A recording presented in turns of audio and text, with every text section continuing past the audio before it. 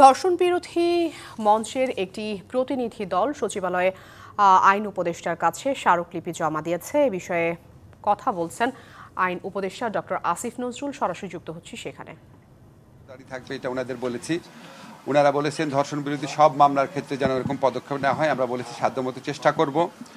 ওনারা বলেছেন একটা বিশেষ দাবি করেছেন শুধু ধর্ষণের মামলার বিচারের জন্য একটা স্পেশাল কোর্টের কথা বলেছেন।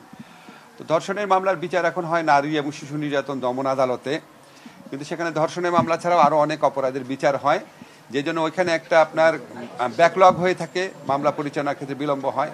আমি ওনাদের কথা সহৃদয়তা শুনেছি, যৌক্তিকতা আছে স্বীকার করেছি, এবং এই লক্ষ্যে আমাদের যা করণীয় আছে, আমার তো একা সিদ্ধান্তে হবে না, উপদেষ্টা পরিষদে আলোচনায় বিষয়টি তুলব এবং যথাসাধ্য চেষ্টা করব যে এই ব্যাপারটা এক্সপ্লোর করে এটা করা যায় কিনা, করা গেলে যত দ্রুত সম্ভব করার ক্ষেত্রে। শাইনি চুলে এখন হবে সব হেয়ারস্টাইল। সিল্কোর দ্বিগুণ শাইনি চুল প্রতিদিন। ওনারা একটা জিনিস বলেছেন যে বিভিন্ন শিক্ষা প্রতিষ্ঠানে যে আপনার নারীর প্রতি সহিংসতা, হয়রানি, এই সমস্ত ক্ষেত্রে একটা আলাদা স্পেশাল সেল করা। আমি ওনাদের বলেছি এই সংক্রান্ত হাইকোর্টের একটা আইন আছে অলরেডি, হাইকোর্টের একটা রায় আছে।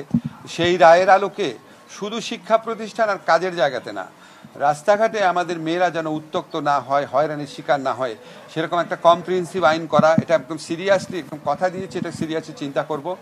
হাইকোর্টের যে আদেশ আছে সেই আদেশের অবলম্বনে আর একটু জোরালোভাবে আইনটা করার কথা চিন্তা করব, চেষ্টা করব। আমি ওনাদেরকে জানিয়েছি আমরা কিছু কিছু আইনগত পদক্ষেপ নিচ্ছি। একটা আপনাদের অলরেডি আমি বলেছি, তদন্ত বিচারের ক্ষেত্রে সময় কমিয়ে আনা, তারপর উপযুক্ত ক্ষেত্রে বিচারক যদি প্রয়োজন মনে করে ডিএনএ ল্যাবের কোনো পরীক্ষা ছাড়াই মেডিকেল টেস্টের ভিত্তিতে, সাধারণ মেডিকেল টেস্টের ভিত্তিতে এবং পারিপার্শ্বিক সাক্ষ্যের ভিত্তিতে বিচার কাজ করবেন যদি বিচারক উপযুক্ত মনে করেন। এই ধরনের বিধান আমরা রাখার কথা চিন্তা করেছি।